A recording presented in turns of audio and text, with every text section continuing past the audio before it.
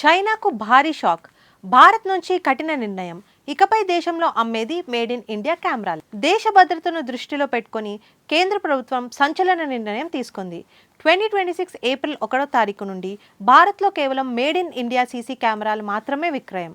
STQC అంటే standardization testing and quality certification లేకుండా ఒక్క కెమెరా కూడా మార్కెట్లోకి రాదు. ఈ నిర్ణయం ఒక్కసారిగా తీసుకున్నది కాదు.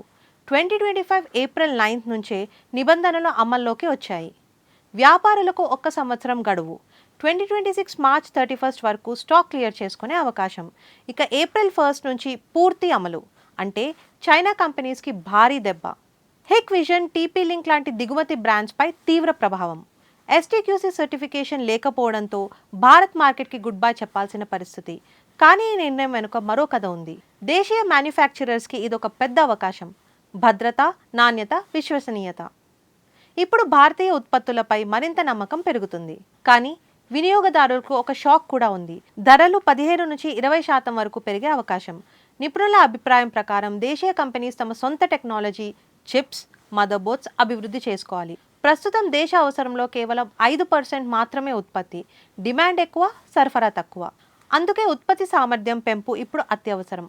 భద్రత కోసం స్వదేశీ దిశగా భారత్ అడుగు. ఇది కేవలం ఒక నిషేధం మాత్రమే కాదు, దేశీయ పరిశ్రమకు ఒక పెద్ద బూస్ట్. మరి ఈ మార్పుతో మార్కెట్ ఎలా మారబోతోంది? ఇది మీ ప్రైమ్ 9 న్యూస్. దేశాన్ని ప్రభావం చేసే ప్రతి నిర్ణయం మీ ముందుకు తీసుకొస్తూనే ఉంటాం.